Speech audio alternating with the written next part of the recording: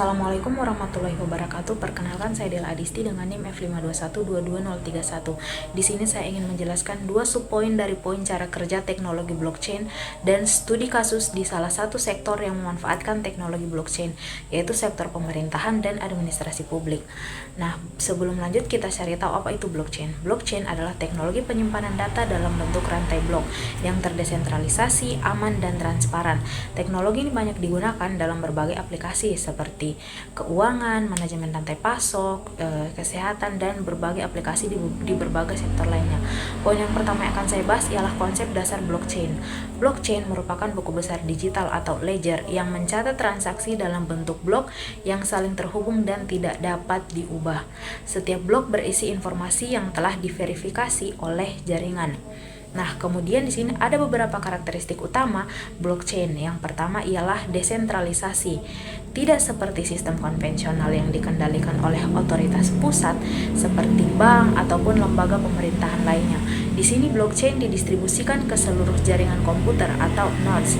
Setiap node memiliki salinan buku besar yang sama, sehingga memastikan tidak ada satu entitas yang memiliki kendali penuh atas sebuah sistem. Nah, karakteristik yang kedua ialah imutabilitas. Setelah data masuk ke dalam blockchain, sangat sulit untuk diubah atau dihapus. Ini karena setiap blok memiliki hash unik yang tergantung pada hash blok sebelumnya. Nah, jika ada perubahan dalam satu blok, seluruh rantai harus diperbarui yang hampir sangat mustahil untuk dilakukan tanpa persetujuan mayoritas jaringan.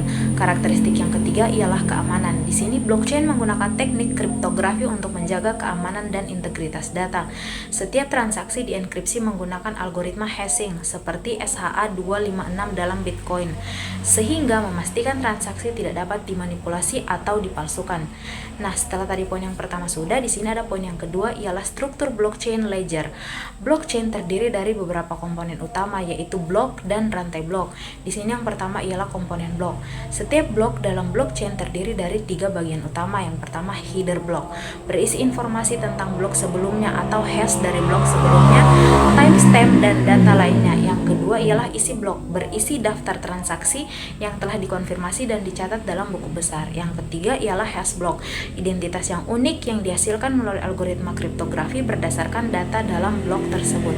Setelah tadi komponen pertama, nah selanjutnya ada komponen kedua dari blockchain, yaitu rantai blok atau blok-blok ini dihubungkan dalam urutan yang tidak dapat diubah. Setiap blok harus merujuk pada hash dari blok sebelumnya. Nah, membentuk struktur berantai yang kuat dan aman. Kemudian, setelah tadi ada 2 poin, di sini ada studi kasus. Pada penerapan blockchain dalam pemerintahan dan administrasi publik, blockchain telah diterapkan dalam berbagai sektor, salah satunya sektor pemerintahan untuk meningkatkan transparansi, efisiensi, dan keamanan dalam pengelolaan data publik. Di sini ada 2 contoh studi kasus yang saya ambil. Yang pertama yaitu studi kasus di negara Estonia dengan penerapan blockchain di dalam digital ID dan e-government Estonia. Nah, Estonia adalah salah satu negara yang paling maju dalam penerapan blockchain untuk layanan pemerintah. Teknologi ini digunakan dalam berbagai aspek seperti identitas digital warga negara. Di sini Estonia mengembangkan sistem e-residensi yang memungkinkan warga dan non-warga memiliki identitas digital yang aman. Nah, dengan teknologi blockchain ini, identitas digital tidak dapat dipalsukan sama sekali dan dapat digunakan untuk berbagai layanan seperti perbankan, pajak, dan bisnis. Kemudian yang kedua ialah pengelolaan data kependudukan, pajak, dan layanan kesehatan. Blockchain di Estonia digunakan untuk mengamankan catatan medis dan data pajak agar tetap transparan, mudah diakses oleh pihak yang berwenang. Kemudian contoh penerapan yang ketiga ialah pemungutan suara elektronik atau e-voting. Estonia telah mengimplementasikan e-voting berbasis blockchain untuk memastikan pemilu yang aman, transparan, dan tidak dapat dimanipulasi. Di sini saya juga akan menjelaskan mengenai teknologi blockchain yang seperti apa yang digunakan. Nah, yang pertama ada mekanisme enkripsi dan kriptografi. Estonia menggunakan enkripsi berbasis Public Key Infrastructure atau PKI untuk memastikan data yang disimpan dalam blockchain tetap aman dan hanya dapat diakses oleh pihak berwenang. Kemudian yang kedua ialah audit trail transparan. Blockchain mencatat semua perubahan data secara permanen, memungkinkan setiap transaksi atau modifikasi dapat diaudit dengan transparansi penuh. Nah, setelah tadi mengetahui pemanfaatannya, sekarang kita akan mengetahui bagaimana blockchain bekerja dalam e-government Estonia. Setiap transaksi atau perubahan dalam sistem, misalnya seperti pendaftaran, pajak, atau perubahan data kependudukan, dicatat dalam blockchain secara terenkripsi. Dengan menggunakan mekanisme ini, setiap perubahan dapat diaudit tanpa resiko manipulasi data. Tentunya setelah pemanfaatan blockchain, ada banyak manfaat yang dirasakan, seperti yang pertama yaitu meningkatkan efisiensi layanan publik dengan mengurangi birokrasi, kemudian mengurangi resiko pemalsuan dokumen dan penipuan identitas. Nah, yang ketiga meningkatkan kepercayaan masyarakat terhadap layanan pemerintah yang transparan. Kemudian di sini studi kasus kedua ialah studi kasus di negara Dubai dengan pemanfaatan pada salah satu aplikasi yaitu Smart Dubai. Dubai memiliki inisiatif blockchain strategi 2021 yang bertujuan untuk menerapkan blockchain dalam berbagai layanan pemerintah. Beberapa penerapan utama adalah salah satu penyimpanan dokumen pemerintah secara digital. Blockchain digunakan untuk menyimpan dokumen penting seperti sertifikat tanah, akta kelahiran, dan lisensi bisnis sehingga lebih aman dan tidak dapat dipalsukan. Nah, yang kedua ialah manajemen properti dan transaksi atau real estate. Pemerintah Dubai menerapkan blockchain untuk mengelola kepemilikan tanah dan properti, memungkinkan transaksi dilakukan tanpa kertas, lebih cepat dan aman. Yang ketiga ialah proses administrasi visa yang lebih cepat dan aman. Blockchain memungkinkan pemrosesan visa menjadi lebih transparan dan cepat dengan mencatat semua data visa dalam sistem yang dapat diakses oleh otoritas terkait tanpa resiko pemalsuan. Nah, bagaimana smart contract digunakan dalam administrasi publik di Dubai? Dubai menggunakan smart contracts untuk mengotomatisasi berbagai proses administratif seperti transaksi real estate tanpa perlu intervensi manual, proses pencatatan bisnis dan pembayaran pajak yang lebih cepat. Yang ketiga, otomatisasi persetujuan dan penyimpanan dokumen penting. Nah, kemudian di sini ada beberapa tantangan dan solusi yang saya temukan dalam penerapan blockchain untuk kedua negara tersebut, yaitu negara Estonia dan negara Dubai. Tantangan yang pertama ialah tantangan teknis dan regulasi, kesulitan dalam integrasi dengan sistem lama, keamanan dan perlindungan data, ketidakpastian regulasi terkait penggunaan blockchain dalam pemerintahan. Nah, cara Estonia dan Dubai mengatasi tantangan ini ialah yang pertama untuk negara Estonia menggunakan sistem keamanan berbasis PKI dan jaringan KSI blockchain untuk memastikan integritas data. Untuk negara Dubai, solusinya ialah bekerja sama dengan berbagai sektor industri untuk mengembangkan standar regulasi yang mendukung inovasi blockchain. Nah, dampak jangka panjang dari penerapan blockchain ialah dampak terhadap perkembangan teknologi global. Keberhasilan Estonia dan Dubai mendorong negara lain untuk mengadopsi teknologi blockchain ini dalam pemerintahan. Nah, blockchain berpotensi diterapkan dalam sistem pajak global, pencatatan kependudukan, dan keamanan cyber pemerintahan. Kemudian potensi penggunaan blockchain di sektor pemerintahan global, meningkatkan efisiensi layanan administrasi, kemudian mengurangi korupsi melalui transparansi transaksi. Yang ketiga, mempermudah akses dan kendala data di berbagai negara. Nah, kesimpulan dari penyampaian saya ialah blockchain adalah teknologi revolusioner yang menawarkan transparansi, keamanan, dan efisiensi dalam berbagai bidang, termasuk keuangan, rantai pasok, kontrak pintar, serta pemerintahan dan administrasi publik.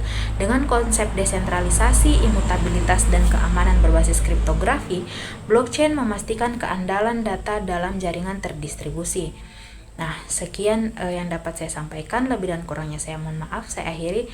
Wassalamualaikum warahmatullahi wabarakatuh. Perkenalkan, nama saya Tesha Furnika Barisi dengan stambuk F521220116. Pada saat ini saya akan menyambung pembahasan dari bagaimana cara kerja blockchain. Pada poin yang ketiga yang dibahas itu tentang mekanisme konsensus.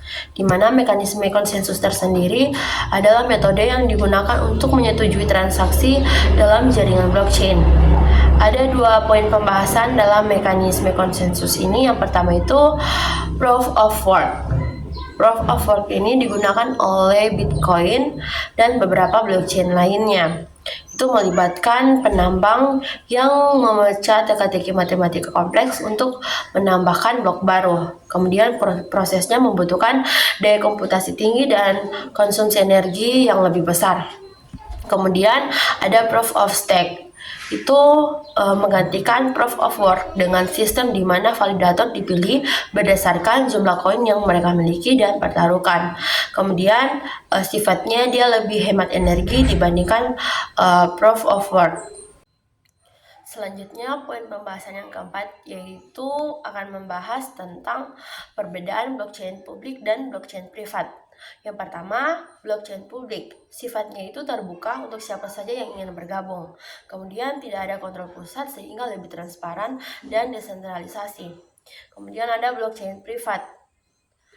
Nah, blockchain privat hanya pihak tertentu yang dapat mengaksesnya dibandingkan dengan blockchain publik tadi yang bebas atau terserah siapapun yang ingin bergabung bisa mengaksesnya. Kemudian blockchain privat digunakan oleh perusahaan atau organisasi untuk kebutuhan internal saja. Nah, kemudian ada blockchain konsorsium atau hybrid. Sifatnya itu kombinasi antara blockchain publik dan blockchain privat, digunakan oleh beberapa organisasi yang bekerja sama di dalamnya. Selanjutnya, saya akan membahas tentang studi kasus penerapan blockchain. Dalam hal ini, saya akan membahas pada bidang perbankan dan keuangan. Nah, salah satu contoh yang akan saya jelaskan yaitu pada perusahaan Ripple dan JP Morgan Chase. Ripple dan JP Morgan Chase merupakan teknologi keuangan atau fintech yang menggunakan blockchain untuk meningkatkan efisiensi sistem keuangan mereka. Selanjutnya, kita akan membahas satu persatu tentang kedua perusahaan ini. Yang pertama itu perusahaan Ripple. Ripple adalah perusahaan teknologi yang menyediakan solusi pembayaran berbasis blockchain untuk meningkatkan transaksi lintas batas. Salah satu produk unggulannya adalah RippleNet, jaringan yang memungkinkan transfer uang antar negara menjadi lebih cepat, mudah, dan efisien dibandingkan sistem tradisional seperti SWIFT. Ripple juga memiliki aset digital bernama XRP yang berfungsi sebagai jembatan antar berbagai mata uang. XRP digunakan untuk meningkatkan likuiditas dan mempercepat transaksi sehingga banyak lembaga keuangan mulai mengadopsi teknologi ini sebagai alternatif dalam sistem pembayaran global karena lebih efisien. Sedangkan JP Morgan Chase itu merupakan salah satu bank terbesar di dunia yang juga mengadopsi teknologi blockchain dalam sistem keuangan mereka. Mereka mengembangkan JP Morgan Coin atau JPM Coin yang adalah aset digital berbasis blockchain yang dirancang untuk mempercepat transaksi antar klien institusional keuangan yang menjadi klien mereka. JP Coin didukung oleh USD dan tidak digunakan untuk transaksi publik. Dengan kesimpulan yang sederhana atau perbedaan yang paling nampak dari kedua perusahaan tersebut ini, Ripple dengan XRP menawarkan sistem yang terbuka yang dapat diakses oleh berbagai pihak bank dan lembaga keuangan yang ingin menerapkan sistem mereka. Sementara JP Morgan Chase ini dengan JP Coin mereka lebih memilih pendekatan eksklusif bagi nasabahnya tersendiri. Dalam artian mereka lebih dikhususkan untuk nasabah mereka sendiri, tidak untuk umum. Dari dua studi kasus yang membahas dalam bidang perbankan dan keuangan tadi itu dapat disimpulkan bahwa blockchain diterapkan dalam sistem keuangan untuk meningkatkan efisiensi transaksi. Ripple dan XRP membantu bank seperti Santander dalam pengiriman uang lintas negara dengan kecepatan tinggi dan biaya rendah. Sementara JPM Coin membantu korporasi besar seperti Siemens dan settlement atau transaksi antar cabang secara instan dan aman. Ini membuktikan bahwa teknologi blockchain bukan hanya transaksi yang hanya tren, tetapi solusi nyata untuk permasalahan dalam perbankan. Dengan demikian, dapat disimpulkan dengan penerapan blockchain ini dapat membantu suatu perusahaan untuk meningkatkan kualitas dari perusahaan tersebut untuk lebih berkembang di kemudian hari. Saya Rifki Andika Putra dengan stambuk F521222029. Saya akan menjelaskan tentang studi kasus implementasi blockchain dalam berbagai sektor, yaitu manajemen rantai pasok. Studi kasus yang pertama itu ada Walmart dan IBM Food. Terus Walmart salah satu retail terbesar di dunia. Dia bekerja sama dengan IBM untuk meningkatkan keamanan pangan melalui teknologi blockchain. Terus studi kasus yang kedua itu ada Marks dan Netherlands. Marks, perusahaan logistik dan pelayaran global, berkolaborasi dengan IBM untuk menciptakan Netherlands, sebuah platform blockchain yang bertujuan menyederhanakan dan meningkatkan transparansi dalam rantai pasok global. Berikut ada gambaran umum mengenai beberapa standar regulasi yang telah diterapkan. Ada Amerika Serikat, Komisi Sekuritas dan Bursa menganggap beberapa aset kripto sebagai sekuritas sehingga tunduk pada peraturan sekuritas federal. Terus Indonesia, Otoritas Jasa Keuangan Indonesia dan Bank Indonesia telah mengeluarkan peringatan mengenai risiko pengguna cryptocurrency pada 2017. Terus Uni Eropa, dia regulasi perlindungan data umum. Uni Eropa tidak secara khusus mengatur teknologi blockchain, tetapi prinsip-prinsipnya berlaku untuk data pribadi dan disimpan di blockchain. Sekian dari saya, kurang lebihnya mohon dimaafkan. Baik, saya Muhammad Gifari dengan NIM F521222002. Di sini saya akan membawakan materi dengan studi kasus kesehatan tanpa nama lagi. Studi kasus yang pertama yaitu di negara Korea Selatan. MediaBlock, sebuah perusahaan asal Korea Selatan, memanfaatkan teknologi blockchain untuk memfasilitasi pertukaran data medis yang aman dan efisien. Dengan menggunakan blockchain, MediaBlock memungkinkan rumah sakit untuk langsung transfer informasi pasien kepada pihak ketiga yang berwenang, seperti institusi penelitian atau perusahaan farmasi, dengan persetujuan pasien yang dapat diverifikasi secara online. Hal ini mengurangi proses verifikasi yang rumit dan meningkatkan keamanan data pasien. Salah satu yang produk unggulan dari MediaBlock adalah MediaPass, sebuah aplikasi yang memungkinkan pengguna untuk mengajukan klaim asuransi secara digital tanpa perlu dokumen fisik, dengan informasi medis yang diperbarui secara real-time di ledger online. Aplikasi yang kedua, IBM Watson Health and Blockchain. IBM Watson Health bekerja sama dengan Badan Pengawas Obat dan Makanan Amerika Serikat atau FDA dalam proyek penelitian 2 tahun untuk mengeksplorasi penggunaan teknologi blockchain dalam pertukaran data kesehatan yang aman. Fokus awal proyek ini adalah pada data onkologi dengan tujuan memberikan pasien mekanisme untuk berbagai data kesehatan mereka secara alami, aman, dan pentingkan penelitian dan peningkatan layanan kesehatan. Teknologi blockchain diharapkan dapat memberikan transparansi dan akuntabilitas dalam proses pertukaran data, mengatasi kekhawatiran, integrasi, dan keamanan data dalam sistem yang ada saat ini. Materi yang kedua, berikut adalah nama-nama peraturan terkait cryptocurrency di beberapa negara. Yang pertama, di Jepang.